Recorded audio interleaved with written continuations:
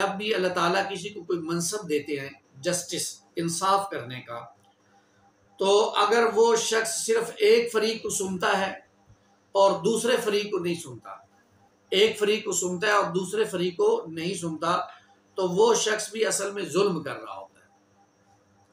یہ بھی ظلم ہے۔ فیصلہ تب ہوگا جب آپ نے ایک فریق کو سنا ہے، اب دوسرے فریق کو بھی سنیں، اس کے بعد اگر آپ کو کہیں اور سے بھی کچھ معلومات ملتی ہیں اس کا فیصلے کی صحیح تک پہنچنے تک، تو اس کو بھی سنا جائے۔ لیکن اب یہاں ہمارے معاشرے میں یہ نہیں رہا۔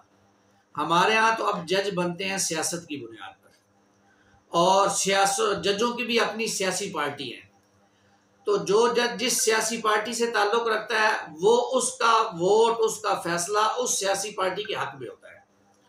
اس سے چاہے ملک کی تباہی ہوتی ہے ہو جائے، اس سے چاہے عدل کی دھجیاں اڑتی ہیں اڑ جائیں، اس سے چاہے جناب لوگ سمجھیں اعتبار اٹھ جائے ان کا سپریم کورٹ سے، ہائی کورٹ سے، عدالتوں سے اٹھ جائے، کوئی مسئلہ نہیں۔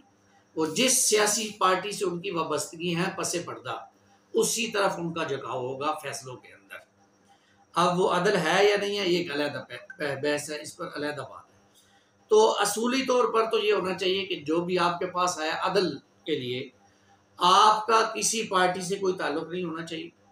آپ کو اللہ تعالیٰ نے ایک منصب دیا ہے عدل کا، قسط کا، اور آپ کو معلوم ہونا چاہیے یہ اللہ تعالیٰ کا منصب ہے عدل اور قسط دینا۔ اگر اللہ تعالیٰ نے اپنے بندوں میں سے کسی کو اس مسند پر بٹھایا ہے تو یہ بہت اونچی مسند ہے۔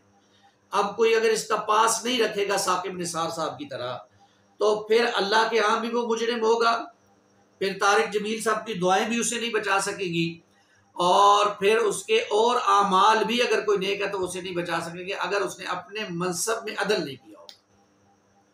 اس لیے جب تو اس کے پاس کیس آ جائے تو اس کے باپ ہی کا کیوں نہ کیس ہو، اس کے پاس جب آ گیا تو اس نے عدل کے مطابق وہ جو کیس کرنا اس کو سننا ہے اور اس کو حل کرنے کی کوشش کرنی ہے۔ یہ نہیں کہ کسی کا زیادتی ہو جائے، کسی کے ساتھ جو ہے وہ معاملات اور ہو جائیں۔ اس طرف ہمارے ہاں بھی ججوں کو خصوصاً، عدلیہ کو خصوصاً جو ہے وہ سوچنا پڑے گا کہ کب تک وہ سیاسی جو ہے وہ حریف بنتے رہیں گے اور کب تک وہ اپنی عزت کو خاک میں ملاتے رہیں گے۔ اللہ نے ان کو جو منصب دیا وہ بہت اونچا منصب ہے، اس منصب کا اگر وہ پاس نہیں رکھیں گے تو سیاستدانوں کے تو اعتماد ان سے اٹھیں گے، عوام کے بھی ان سے اعتماد اٹھ جائیں گے، پھر وہ اس عدالت کے قریب جانے کی جو ہے وہ کوشش نہیں کریں گے۔ اللہ تعالی ہمارے ہاں ججوں کو اور عدالتوں کو یہ باتیں سمجھائے۔